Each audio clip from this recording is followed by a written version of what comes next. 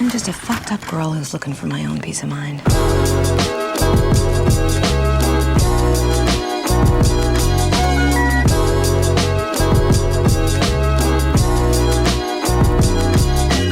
Hello, my dudes. Welcome back to my channel. Hope we are well. Today I'm going to be reviewing the film Palm Springs. Palm Springs was directed by Max Barbakow. It's a Hulu original starring Andy Samberg, Christian Milioti, who you may know from Black Mirror or as the mother in How I Met Your Mother. It also stars J.K. Simmons, Peter Gallagher, Camila Mendes, a whole bunch of faces in this film. So this film is a rom-com, and you know how much I love rom-coms, but it is a fresh take on the rom-com genre. It's a very unique story. It has a little bit of a supernatural twist, and it's also one of those films that makes you think. And I love a movie that leaves you feeling full of wonder and curiosity and theories, and then you go down this deep rabbit hole on the internet trying to read other people's theories, and that's exactly what I did after I watched this movie. And I just love when a movie makes you think so much and it makes you want to discuss it with everyone, and that's what this film is, at least for me, and I really loved that. But before I get too ahead of myself, let me just explain to you what this film is.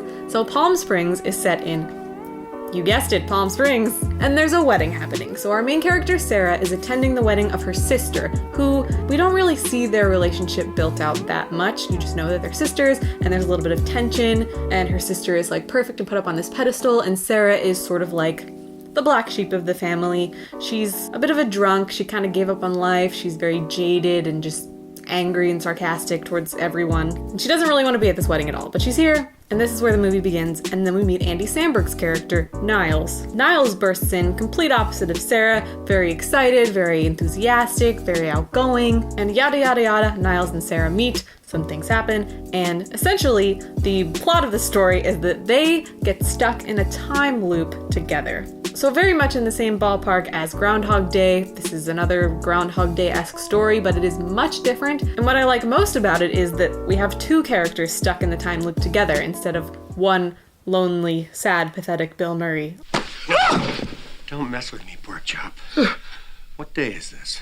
It also sort of reminds me of Russian Doll, if you've seen that Netflix series, which is amazing, and I highly recommend it, but it's a very similar concept of getting stuck in a time loop and very fun. So Niles and Sarah are stuck in this time loop, and they just kind of have to figure out what to do with their lives now that their lives aren't progressing. So they try to make the most of it. They go on some wacky adventures, they have a good time, they kind of live every day as if nothing matters, because in a time loop nothing really does matter, and they're trying to figure that out and figure out the meaning of life if nothing in life matters. So it gets a little deep in that aspect, but it's also very fun and very lighthearted and not very deep at all at some points, because they're just having a good time, and it's so much fun, and it's so freaking funny. I think that's one of the first things I noticed about this film, is that it was pitched as a comedy, and I was like, okay, this looks like it's just going to be kind of like a cheesy rom-com. I don't really like Andy Samberg that much. I feel like his comedy is a little bit over the top sometimes, and it never really works for me. But he was incredible in this movie. The script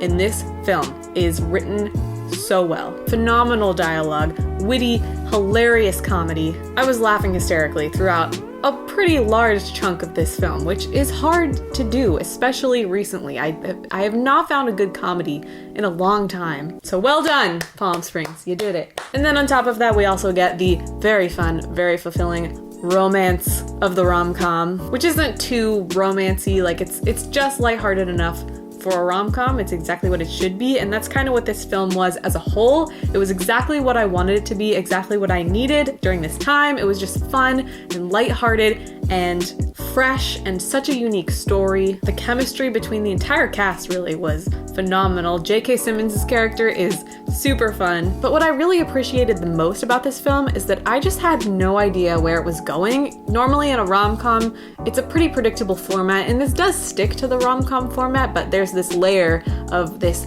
time loop, supernatural twist going on that's like a little bit sci-fi, a little bit quirky and whimsical and kind of artsy. Artsy is not quite the word I would use, but like magical realism is sort of in this film, potentially. It's kind of unclear, but that's what I love about it, because there's just all these different facets working together in this very traditional rom-com format, and it adds a nice, fresh, unique take on that genre. I'm curious if you've seen this movie, what you think about the ending, because I can't stop thinking about it. I went down a deep rabbit hole of just like reading other people's theories and coming up with my own theories, and it's really fun. It's a really fun film.